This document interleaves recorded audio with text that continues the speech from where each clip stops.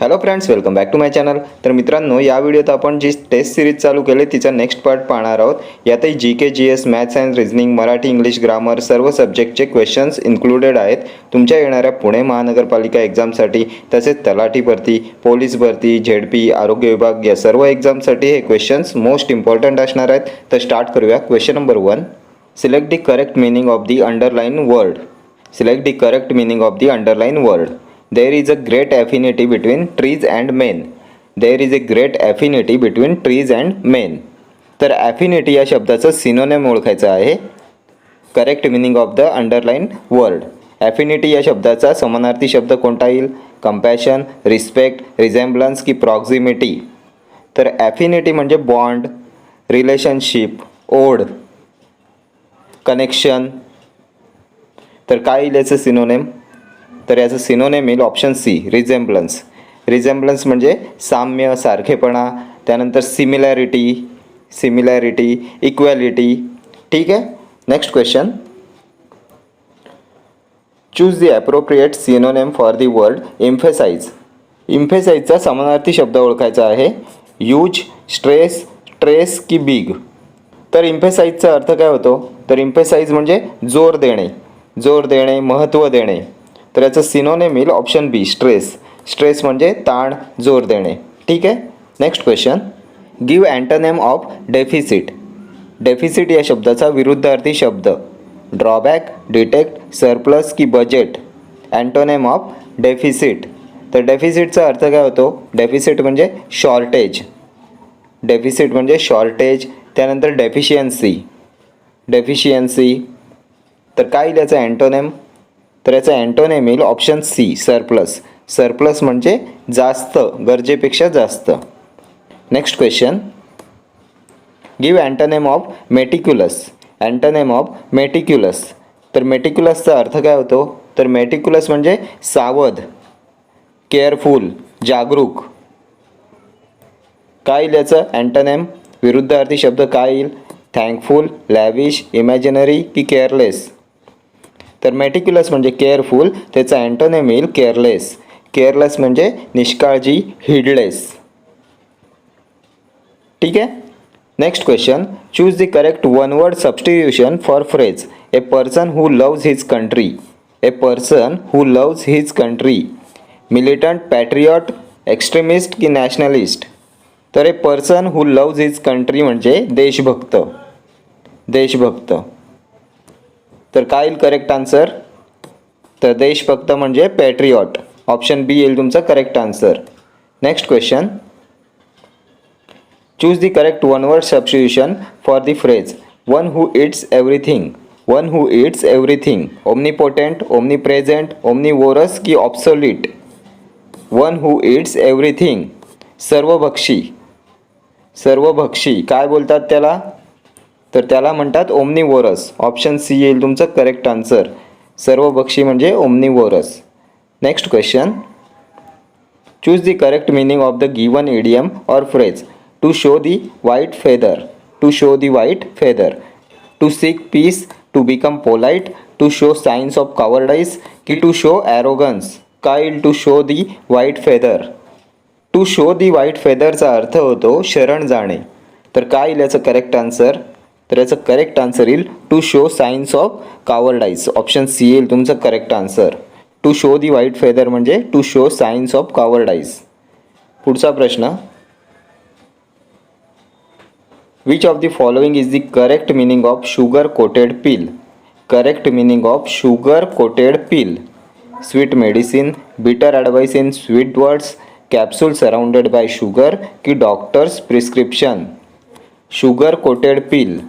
तर sugar coated पिलचा अर्थ होतो कडू सल्ला गोड शब्दात देणे, शुगर कोट करून बोलणे. तर याचं करेक्ट आन्सर येईल option B, bitter advice in sweet words. Sugar coated pills म्हणजे bitter advice in sweet words. पुढचा प्रश्न. Find odd man out. गटात न बसणारा शब्द निवडा. Odd man out. Century, brood, thief की क्लास. तर काय येईल याचं करेक्ट आन्सर? तर सेंचुरी, ब्रूड अँड क्लास हे तिन्ही आहेत तुमचे कलेक्टिव्ह नाउन्स. त्यामुळे गटात न बसणारा शब्द येईल thief. Option C, thief. A century of years. A brood of chickens, brood of chickens and class of students. ठीक आहे, ही तिन्ही कलेक्टिव्ह नाउन्स आहेत. Next question, which of the following is an abstract noun. यापैकी भाववाचक नाम कोणतं आहे? ब्रेड, कॉफी, आईस्क्रीम की happiness. Which of the following is an abstract noun. तर ॲबस्ट्रॅक्ट नाउन येईल, भाववाचक नाम येईल happiness, option D. Next question, ship are related to herd then students are related to dash. शीपचा हर्ड असतो तर स्टुडंटचा काय असतो? तर स्टुडंटचा येईल class, class of student. Collective nouns आहेत a herd of sheep and a class of students. ठीक आहे. Next question, money doesn't make us happy unless we are poor. Identify the type of word. Unless या शब्दाचा type ओळखायचा आहे. Article, conjunction, pronoun की noun. तर unless हे काय आहे? तर अनलेस आहे उभयान्वयी अव्यय, कंजंक्शन. ऑप्शन बी येईल तुमचा करेक्ट आन्सर. पुढचा प्रश्न, the masculine gender of duck is. Drake, drone, duckle की डॉग. तर डक या शब्दाचा पुल्लिंगी शब्द ओळखायचा आहे. तर डक म्हणजे काय? तर डक म्हणजे मादी बदक. तर याचं पुल्लिंगी काय येईल? तर याचं पुल्लिंगी येईल ऑप्शन ए, ड्रेक.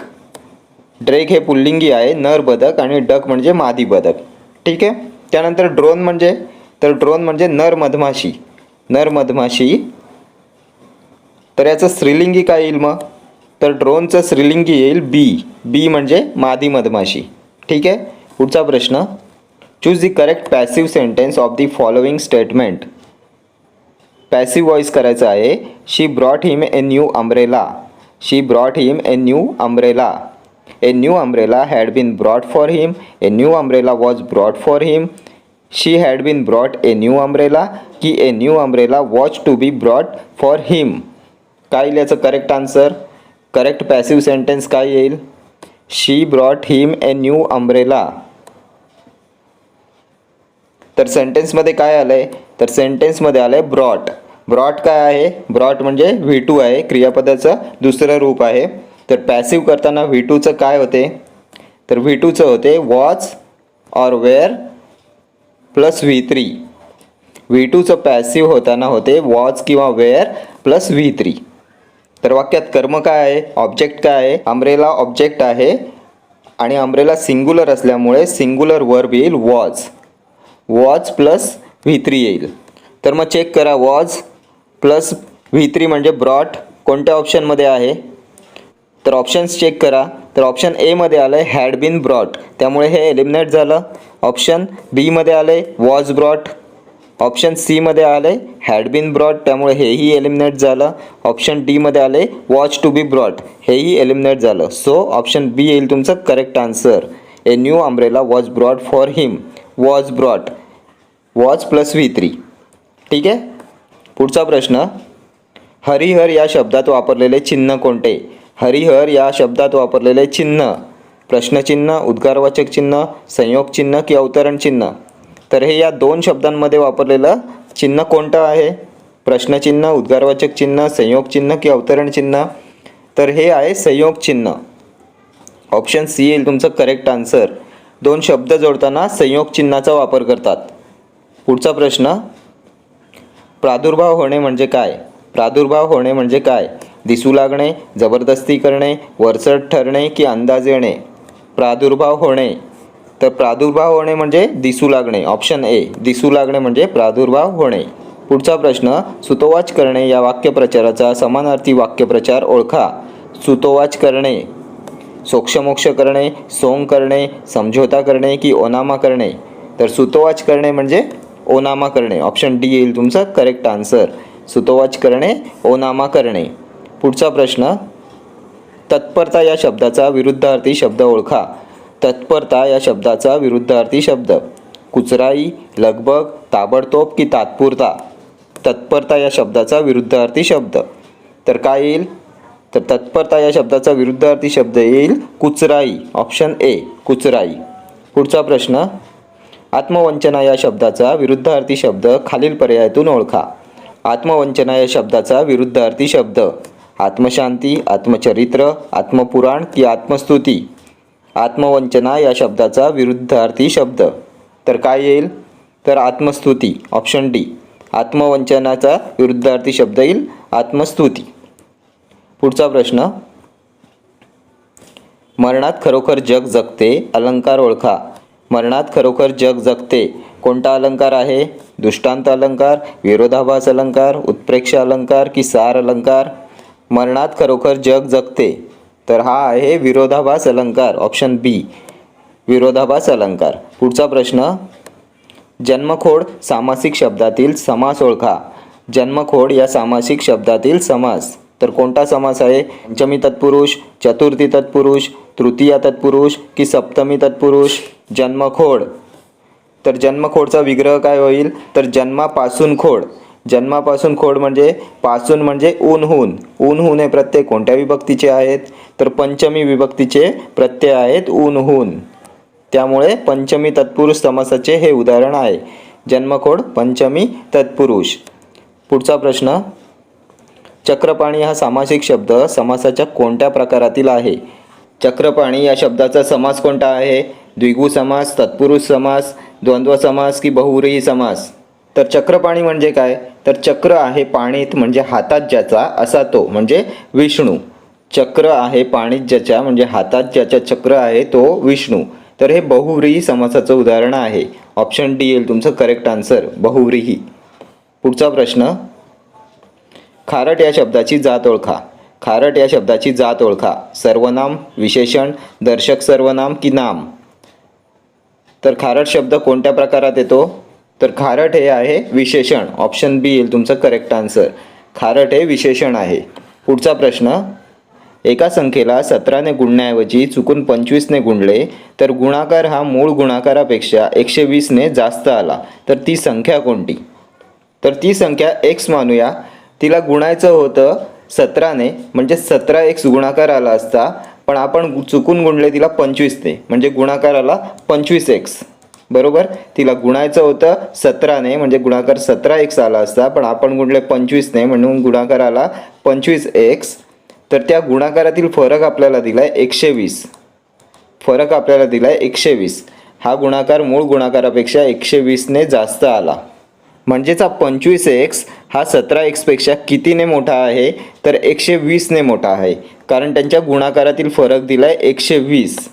मग 25x मायनस 17x बरोबर 120 येईल का? 25 मायनस 17 8x इक्वल टू 120. म्हणून x बरोबर 120 डिवायडेड बाय 8. तर काय येईल करेक्ट आन्सर? तर 120 डिवायडेड बाय 8 केलं तर 15 येईल तुमचं करेक्ट आन्सर. ऑप्शन ए येईल तुमचं करेक्ट आन्सर. ती संख्या आहे 15. पुढचा प्रश्न. 5 खुर्च्यांची विक्री किंमत ही 6 खुर्च्यांच्या खरेदी किमती इतकी आहे तर त्या व्यवहारात शेकडा नफा किंवा तोटा किती झाला? 5 खुर्च्यांची विक्री किंमत ही 6 खुर्च्यांच्या खरेदी किमती इतकी आहे तर त्या व्यवहारात शेकडा नफा किंवा तोटा किती झालाय ते काढायचं आहे. तर 5 खुर्च्यांची सेलिंग प्राईस विक्री किंमत ही आहे 6 खुर्च्यांच्या कॉस्ट प्राईस इतकी, खरेदी किमती इतकी. बरोबर. तर हा SP इकडे जाऊन छेदात जाईल आणि हा 6 इकडे छेदात येईल. तर काय होईल? CP divided by SP equal to 5/6. म्हणजेच ही आली तुमची CP म्हणजे खरेदी किंमत आणि 6 म्हणजे तुमची सेलिंग प्राईस विक्री किंमत. आणि जर खरेदी 5 असेल व विक्री 6 असेल तर नफा होईल की तोटा होईल? तर जर खरेदी 5 असेल आणि विक्री जर 6 असेल तर त्या व्यवहारात होईल नफा. कितीचा नफा होईल? तर 1चा नफा झाला तर झाला. तर आपल्याला पाहिजे शेकडा नफा. शेकडा नफा कसा करतात? तर झालेला नफा 1 डिवायडेड बाय कितीवर झालाय? कितीवर झालाय म्हणजे खरेदी किंमत. खरेदी किंमत किती आहे? 5 आणि आपल्याला शेकडा नफा काढायचे म्हणून मल्टिप्लाइड बाय 100. तर 100 भागिले 5 केला तर आन्सर येईल 20. 20% नफा झाला. 20% नफा झाला. ऑप्शन ए येईल तुमचं करेक्ट आन्सर. हे 20 आहे, 120 नाही आहे, ही टायपिंग मिस्टेक आहे. 20% नफा झाला. ठीक आहे. पुढचा प्रश्न. ए हा बीहून 50%ने मोठा आहे, मग बी हा एहून किती पर्सेंटने लहान असेल? ए हा बीहून 50%ने मोठा आहे तर मग बी हा एहून किती पर्सेंटने लहान असेल? तर ए हा बीहून 50%ने मोठा आहे. म्हणजे जर बी 100 असेल, बी जर 100 असेल तर ए किती असेल? तर ए 150 असेल. 50%ने मोठा म्हणजे 150 असेल, बरोबर. तर आपल्याला काढायचे बी हा एहून किती पर्सेंटने लहान असेल. बी हा एहून किती पर्सेंटने लहान असेल. तर बी किती लहान आहे? तर 50ने. 50ने लहान आहे कोणापेक्षा? तर ए पेक्षा. ए किती आहे? तर 150 आहे. किती पर्सेंटने लहान आहे ते काढायचे, म्हणून मल्टिप्लाइड बाय 100. तर सॉल्व करा. 51 जार 50, 53 जार 150, 3 1 जार 3, 3 3 जार 9, 3 3 जार 9, 3 3 जार 9 अँड 3 3 जार 9. 33.33% येईल तुमचं करेक्ट आन्सर. ऑप्शन ए येईल तुमचं करेक्ट आन्सर. बी हा एहून 33.33%ने लहान असेल. पुढचा प्रश्न, जर एका त्रिकोणाचे कोन 1:2:3 या गुणोत्तरांमध्ये आहेत तर सर्वात मोठ्या कोनाचे माप किती असेल? सर्वात मोठ्या कोनाचे माप काढायचं आहे. तर आपल्याला दिले त्रिकोणाचे 3 कोन A:B:C. त्यांचा रेशिओ काय आहे? तर 1:2:3. 1:2:3 या गुणोत्तरांमध्ये आहेत त्रिकोणाचे 3 कोन. तर मला सांगा त्रिकोणाच्या 3 कोनांची बेरीज किती असते? तर 180 असते का? तर 180 असते त्रिकोणाच्या 3 कोनाची बेरीज. आपल्याला दिलेल्या गुणोत्तरातील कोनांची बेरीज किती आहे? तर 1 + 2 + 3 केलं तर किती येईल? तर येईल 6. पण ही बेरीज 6 नसून 180 आहे. ही बेरीज 6 नसून 180 आहे. त्रिकोणाच्या 3 कोनांची बेरीज येते 180. म्हणून ही 180 ही 6च्या किती पट आहे? तर 6 18, 6 0 0, 30 पट आहे. ही ॲक्च्युअल त्रिकोणाच्या 3 कोनांची बेरीज ही आपल्याला दिलेल्या गुणोत्तरातील कोनांच्या 30 पट आहे. त्यामुळे हे कोन पण त्याच्या 30 पट असतील. ॲक्च्युअल कोन पण 30 पट असतील. म्हणजे इथे इंटू 30 केले तर हे कोन येतील 30. 30 दुने 60 आणि 30 त्रिक 90. आली का बेरीज 180? आपल्याला विचारले सर्वात मोठ्या कोनाचे माप. तर सर्वात मोठ्या कोनाचे माप आहे 90 डिग्री. ऑप्शन डी येईल तुमचं करेक्ट आन्सर. नेक्स्ट क्वेश्चन, जर 1 जानेवारी 2024ला शुक्रवार आहे तर 5 एप्रिल 2024ला कोणता वार असेल? 1 जानेवारी 2024ला आहे शुक्रवार. आपल्याला काढायचे 5 एप्रिल 2024ला कोणता वार येईल? तर 1 जानेवारी आणि 5 एप्रिलमध्ये किती दिवस आहेत? तर 1 जानेवारी सोडला तर जानेवारीचे 30 दिवस, फेब्रुवारीचे 28 दिवस येतील की 29 दिवस येतील? तर 2024 हे लीप इयर आहे त्यामुळे फेब्रुवारीचे येतील 29 दिवस. त्यानंतर मार्चचे 31 दिवस आणि एप्रिलचे 5 एप्रिलचा वार काढायचे म्हणून एप्रिलचे 5 दिवस. टोटल किती येईल? 9 + 1 10, 10 + 5 15, 1 3 4, 4 + 2 6, 6 + 3 9. 95. एक आठवडा किती दिवसांचा असतो? तर 7 दिवसांचा असतो. भागाकार करा. 7 एके 7, 7 एके 7, उरले 2 25, 7 त्रिक 21, 25 - 21 4. तर बाकी उरली 4. म्हणून शुक्रवारच्या पुढे 4 दिवस मोजा. तर शुक्रवार नंतर चौथा दिवस कोणता येतो? शनिवार, रविवार, सोमवार, मंगळवार. मंगळवार येईल तुमचं करेक्ट आन्सर. मंगळवार. ऑप्शन बी येईल तुमचं करेक्ट आन्सर. पुढचा प्रश्न, भारतमाला परियोजनाचा संबंध पुढीलपैकी कोणाशी आहे? भारतमाला परियोजना या योजनेचा संबंध पुढीलपैकी कोणाशी आहे? बँकिंग सिस्टम, भारतीय रेल्वे, रोड आणि महामार्ग प्रकल्प की कृषी क्षेत्र? भारतमाला परियोजना, तर याचा संबंध आहे रोड आणि महामार्ग प्रकल्प. ऑप्शन सी येईल तुमचं करेक्ट आन्सर. पुढचा प्रश्न, सर्वात आधीचे मराठी साहित्य लीलाचरित्र हे कोणाकडून लिहिण्यात आले होते? लीलाचरित्र हे कोणाकडून लिहिण्यात आले होते? संत तुकाराम, नामदेव, माहीम भट की गोरा कुंभार? सर्वात आधीचे मराठी साहित्य लीलाचरित्र हे कोणाकडून लिहिण्यात आले होते? तर याचा करेक्ट आन्सर येईल माहीम भट. ऑप्शन सी येईल तुमचं करेक्ट आन्सर, माहीम भट. ठीक आहे. Okay friends, thank you for watching this video. See you in the next video. Till then do like, share, comment and subscribe to my channel. Thank you.